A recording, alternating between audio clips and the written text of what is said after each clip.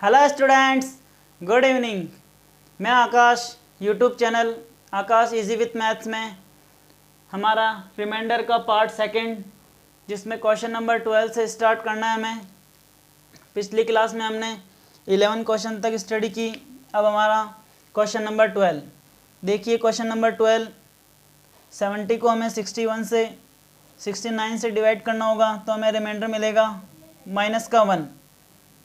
Minus के 1 को reminder को हमें पावर लगानी होगी 69, देन ऐड करना होगा 69 ऐड किया हमने, यहाँ पे पावर करनी होगी 70। हमारे पास कितना आया 1 को हमें 69 से मल्टीप्लाई करने पे कितना मिला 1 मिला।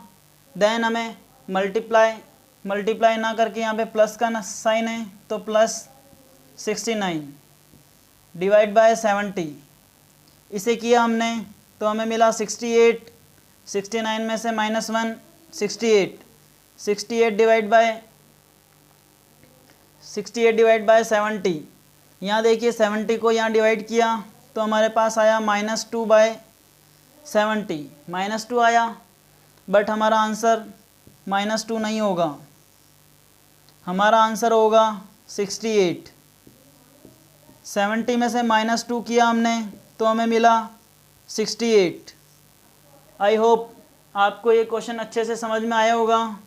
मैं आपको यही बताना चाहता था। हमारे इसमें ऑप्शन भी किस प्रकार होंगे। ऑप्शन ए होगा 68, बी ऑप्शन होगा 70, सी 72 एंड सी 67। इस प्रकार ऑप्शन बनाए जाएंगे। ऑप्शन सेकंड, ऑप्शन -2 नहीं आएगा। मैं आपको यही बताना चाहता हूँ। अब देखिए हम क्वेश्चन नंबर 13 स्टार्ट करते हैं। देखिए दोस्तों, क्वेश्चन नंबर 13 एंड 14 इसे करते हैं हम। यहाँ हमारे पास है 32 की पावर 32 अगेन 32 डिवाइड बाय 7, और यहाँ पे 32 की power same but divide by 6। देखिए 32 लिखा मैंने यहाँ, देन 32 अगेन 32। इसे डिवाइड करना है हमें 7 से। मैं इसे इस प्रकार लिख सकता हूँ क्या, ऐसा नंबर जो 7 से डिविजिबल हो, तो हम यहाँ लिख सकते हैं 28 + 4 डिवाइड बाय 7।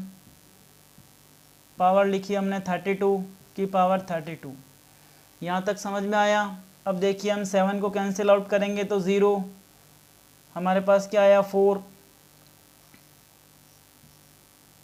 आंसर क्या होगा, इसकी पावर कितनी भी हो बट हमारे पास न्यूमरेटर छोटा है 7 से, तो हमारा आंसर क्या होगा 4।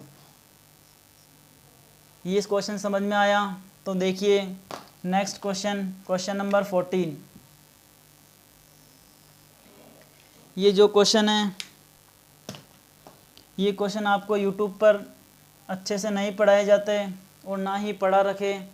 मैं आपके सामने बिल्कुल स्टेप वाइज स्टेप क्वेश्चन लेके आया हूँ, बिल्कुल बेसिक से। यहाँ देखिए इसे हम किस प्रकार करेंगे। यहाँ पे भी 32 एंड अगेन 32 डिवाइड बाय 6 से ऐसा नंबर जिससे डिविजिबल होने पर कम्प्लीटली डिविजिबल हो, तो 30 + 2 मैं इस प्रकार लिख सकता हूँ क्या।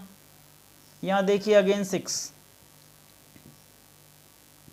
32 की पावर 32, 6 से कैंसिल आउट 0, रिमाइंडर 0 बचा।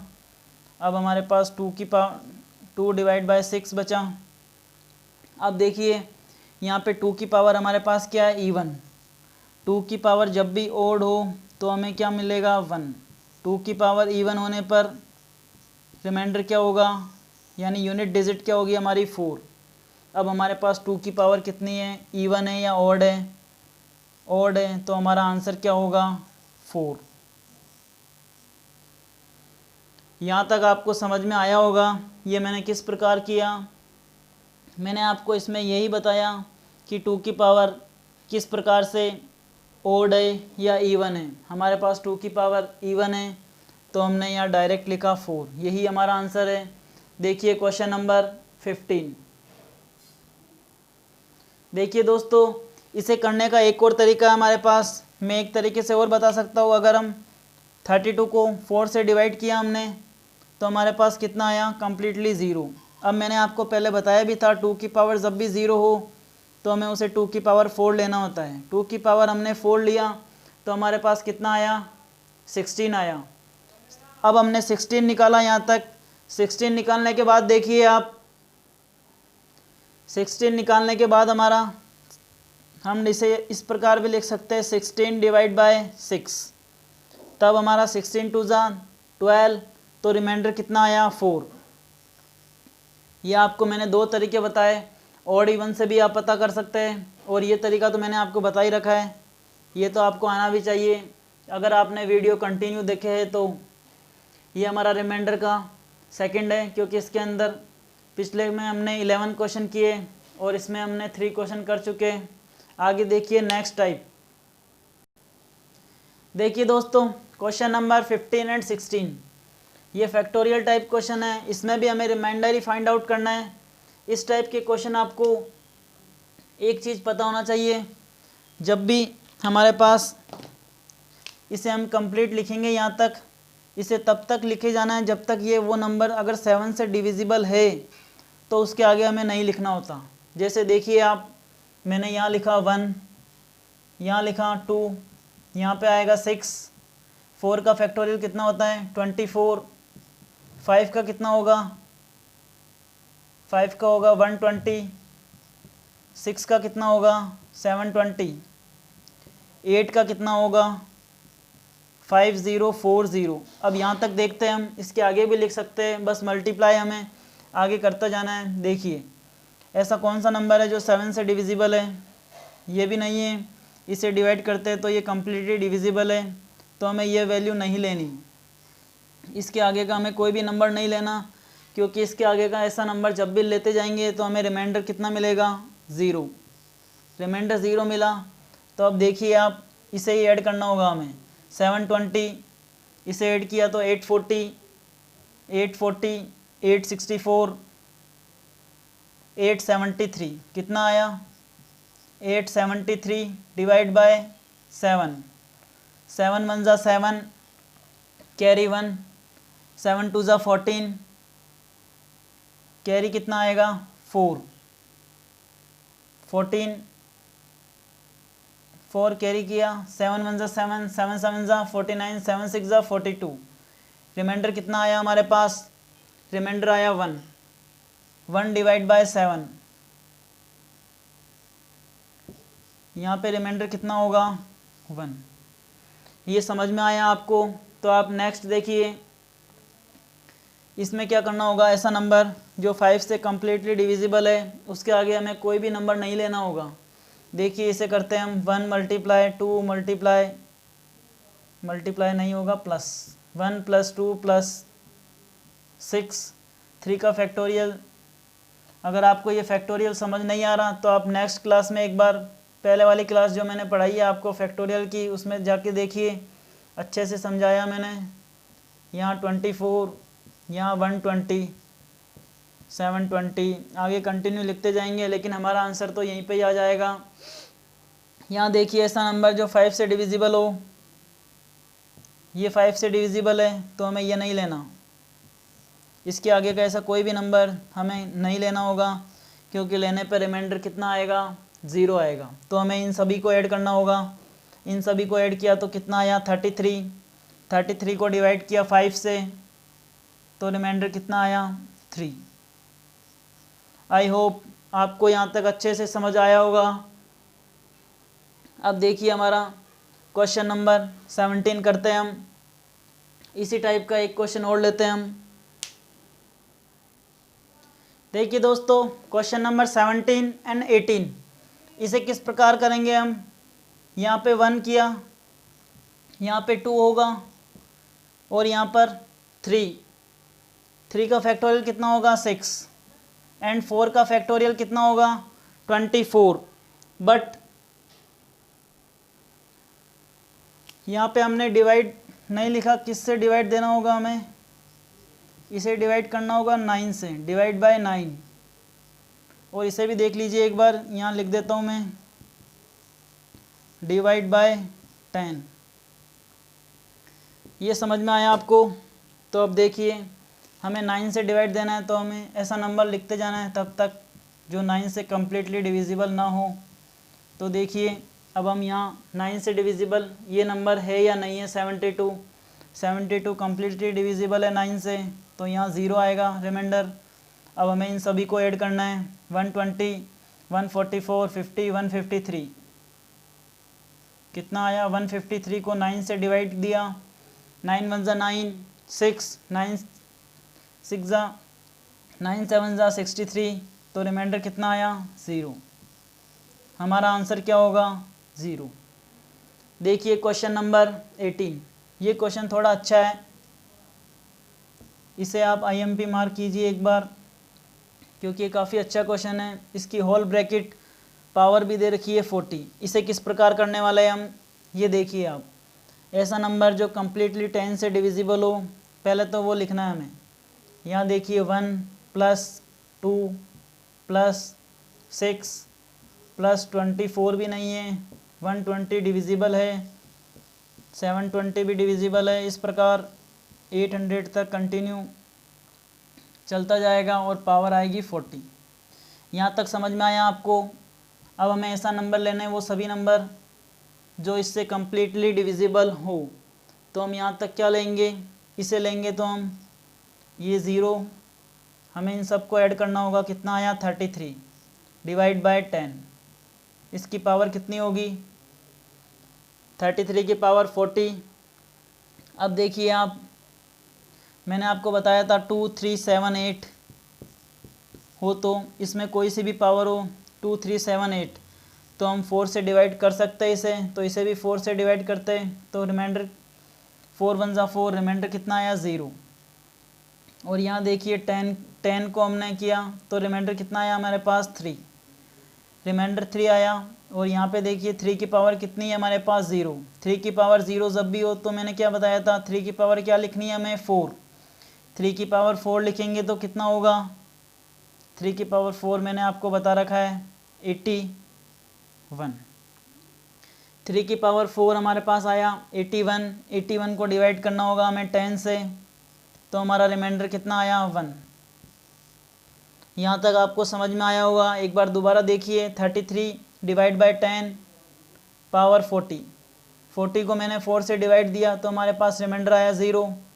तो यहाँ पे 10 से मल्टीप्लाई किया, डिवाइड किया मैंने, तो 3 आया, रिमाइंडर 3 आया। 3 की पावर 0 तो 4, 81। 81 को 10 से डिवाइड करने पर रिमाइंडर आया 1, तो हमारे आंसर यहाँ पे 1 आया और यहाँ पे 0। आपको आई होप समझ में आया होगा अच्छे से। अब देखिए हमारा क्वेश्चन नंबर 19।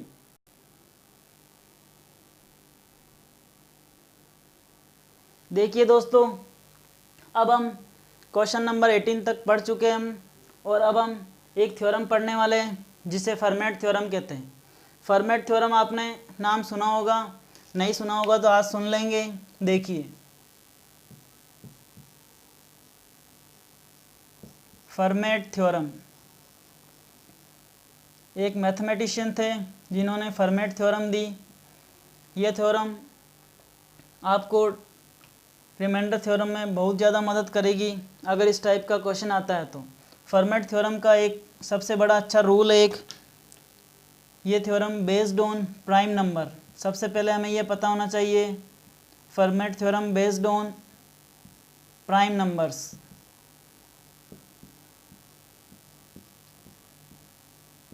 फर्मेट थ्योरम अभाज्य संख्या पर आधारित होती है, ये हमें पता होना चाहिए। अब देखिए फर्मेट थ्योरम का एक मैं आपको फॉर्मूला बताता हूँ। सबसे पहले तो कोई भी p हो सकता है या हम इसे a ले सकते हैं। दोबारा लिखता हूँ एक बार, a factorial p - 1 upon p। हमें इतना ध्यान रखना है बस कि जो भी हमारा p होगा वह एक प्राइम नंबर होना चाहिए। क्या होना चाहिए, प्राइम नंबर ही होना चाहिए। इसी के बेस में आपको यहाँ पे एग्जांपल करा देता हूँ। यहाँ देखिए सबसे पहले जैसे 5 की पावर है हमारे पास 67 डिवाइड बाय 68, ये है हमारे पास। और इसका रिज़ल्ट क्या होगा, हमेशा रिमाइंडर होगा 1। ये भी आप ध्यान रखिएगा विशेष। रिमाइंडर क्या आएगा 1।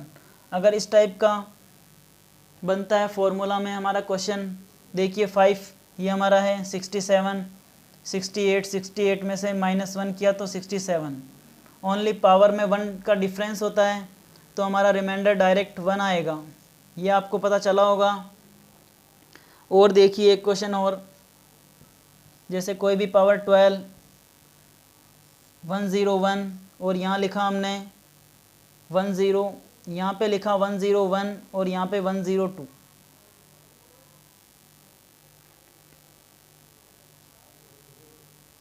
यहाँ 101 और यहाँ पे 100। अब देखिए समझ में आया होगा आपको, यहाँ पे भी हमारा रिज़ल्ट 1 ही होगा। इस प्रकार से कोई सा भी ऐसा नंबर जिसमें पावर में डिफरेंस हो ओनली 1 का, तो हम आसानी से कर सकते हैं। एक और एग्जांपल देख लीजिए आप, जैसे हम लेते हैं यहाँ पे कोई भी नंबर है 6 की पावर हम लेते हैं 97 लेते हैं, 97 ना लेकर यहाँ पे लेते हैं हम 97, तो यहाँ होगा 96। यहाँ 97 लिया तो यहाँ कितना होगा 96। ये भी समझ में आया होगा, इसका भी रिज़ल्ट कितना आएगा 1। आई होप आपको फर्मेट थ्योरम अच्छे से समझ आई होगी।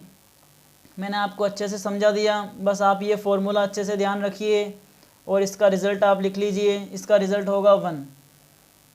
p हमारा फैक्टोरियल में मैंने इसलिए लिखा है, यहाँ पे p 97 है और यहाँ पर p हमारा 97 ही है, बट -1 करने पे 96 आया।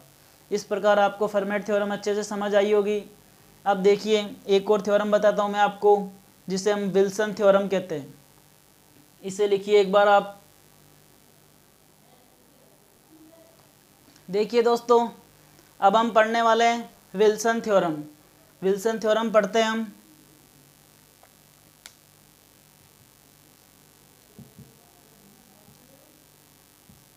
विल्सन थ्योरम, विल्सन प्रमेय कहते हैं इसे, विल्सन प्रमेय। अब देखिए विल्सन प्रमेय से भी रिमाइंडर में हमें बहुत कुछ सीखने को मिला है। देखिए इससे हमने ये सीखा है, इसके पहले तो मैं आपको 2 फॉर्मूले बताता हूँ। विल्सन थ्योरम में हमें 2 फॉर्मूले पता होना चाहिए। इसे हम 2 पार्ट्स में डिवाइड करते हैं। सबसे पहले हमारा फॉर्मूला है factorial p -1 divide by p। इसका रिज़ल्ट होगा हमारे पास, रिमाइंडर होगा 1। ये भी आप ध्यान रखिए, रिज़ल्ट भी साथ के साथ। रिमाइंडर कितना होगा 1। और कभी ऐसा आए factorial p -2 divide by p, तब हमारा रिमाइंडर क्या होगा, तब भी हमारा रिमाइंडर होगा 1। तब हमारा रिमाइंडर होगा 1। ये आपको पता चला होगा। बट यहाँ पे हमारा रिमाइंडर 1 ना होकर यहाँ पे हमारा रिमाइंडर होगा, क्योंकि दोनों में डिफरेंस तो होना चाहिए ना। यहाँ पे रिमाइंडर होगा हमारा फैक्टोरियल p -1। इसका जो आंसर होगा वो का वही हमारा आंसर होगा। ये विल्सन थ्योरम हमें बताता है। देखिए अब विल्सन थ्योरम के एग्जांपल भी हम करते हैं। जैसे यहाँ लिखा हमने, ब्लैक मार्कर यूज़ करते हैं, 68/69, 68/69, इसे फैक्टोरियल में लिखिए आप। अब देखिए हमारा आंसर कितना आएगा, हमारा आंसर होगा 68। यही हमारा रिमाइंडर होगा। समझ में आया। इधर देखिए, इधर हमारा फैक्टोरियल इधर लिखते हैं हम 68 और यहाँ लिखेंगे 60। 68 लिखा हमने इधर, यहाँ 68 ना लिख के हम 69 भी लिख सकते हैं, 69 और यहाँ 67। यहाँ डिफरेंस 2 का चलेगा और वहाँ डिफरेंस 1 का ही होगा, तब हमारा रिमाइंडर कितना होगा 1। आई होप आपको विल्सन थ्योरम अच्छे से समझ आई होगी। एक एग्जांपल और देख लीजिए विल्सन थ्योरम पर ही।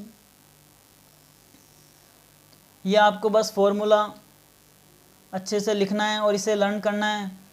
लर्न करने की वैसे आवश्यकता भी नहीं है, आपने एक बार देख लिया होगा तो पता चल गया होगा।